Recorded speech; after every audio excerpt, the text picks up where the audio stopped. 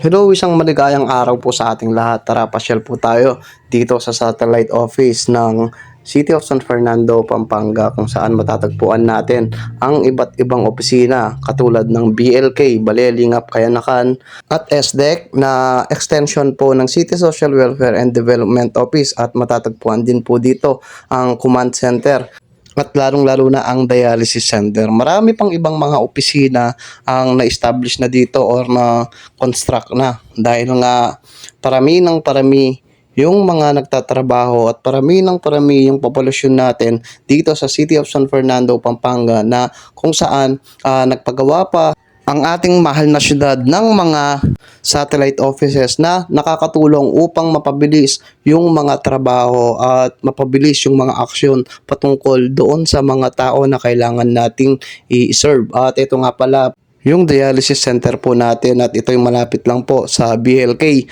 at dito lang po yan sa may City Health Office extension ng City of San Fernando, Pampanga. At dito naman po ay matatagpuan natin ng bagong building ng mga estudyante natin o mga eskolar ng City of San Fernando na City College Extension din po ito. At yung main school building po natin ay nakalocate doon sa San Juan Heroes Hall, sa likod po mismo ng Heroes Hall. At ngayon nandito po tayo sa opisina ng City General Services Office, para po saan nandito po tayo dahil kailangan po natin ma-augment upang tumulong sa mga nagre-repack ng relief goods na ipinamamahagi sa mga naapektuhan ng bagyo. At ang City General Services Office nga po pala ay sila yung nagmamanage doon sa mga procurement natin, na halimbawa yung mga supplies, sa kanila po natin pinapaprocess yung mga pangangailangan ng mga bawat opisina, at katulad ng mga supplies, office supplies, sa mga kagamitan at logistics, at syempre lalong-lalo na yung mga relief goods or food packs na kailangan nating ipamigay sa mga nangangailangan. Sila po ang nagpa-process at nagpo-purchase nun. At pag ready na po at ayan na, kailangan na po namin mag-umpisa. Pagpasok ko nga po ay makikita na masaya silang nagtatrabaho, di ba? Sabi nga po ng iba na naririnig ko, maswerte daw yung mga nagtatrabaho sa gobyerno dahil daw paupo-upo o patayo-tayo lang. Pagkatapos ay sumasahod, kinsenas katapusan. Kung saan yun po ay isang maling pananaw ng isang tao na narinig ko na nagsabing ganon.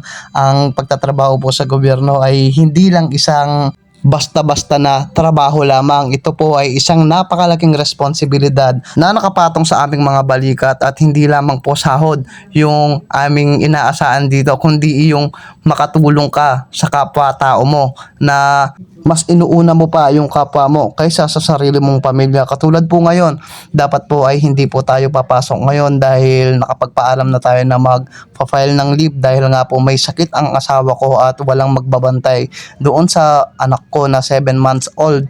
Ngunit sa tawag po ng aking trabaho ay kailangan po nating pumasok upang makatulong sa mga staff ng GSO, na tayo po ay magre-repack ngayon para mas marami po yung mariripack namin na relief goods upang maipamigay na ito sa mga taong nasalanta ng bagyo. At sa mga ganong klaseng tao, sana po ay wag naman po tayong maging ganon, at panatiliin na lang po natin na maging mabuti na lang po sa kapwa. Wag na tayong mag-isip ng ano-ano pang bagay na pwedeng makasama sa kanila o sa inyo. Ito nga po pala si Sir June na nagbabantay or watchman dito sa opisinang ito.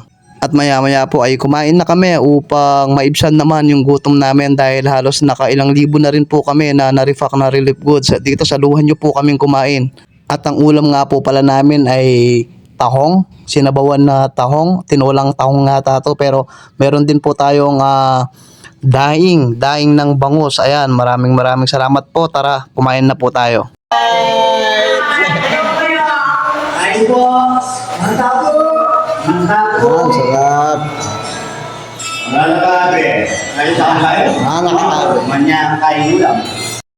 At siya nga po pala, ang mga kasama natin ngayon ay yung mga street sweeper po natin dito sa City of San Fernando, Pampanga. Sila po ay napakasipag. Saludo po ako sa kanila. Tag-init man o tag-ulan, sila'y nasa lansangan upang walisin at linisin yung mga kalsada natin. At ngayon, tag-ulan, kasama naman po natin na nagre-repack ng ating mga relief goods.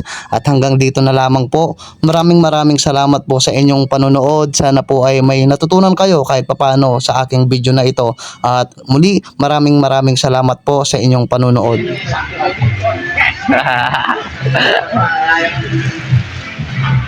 Pwede magay ka pa.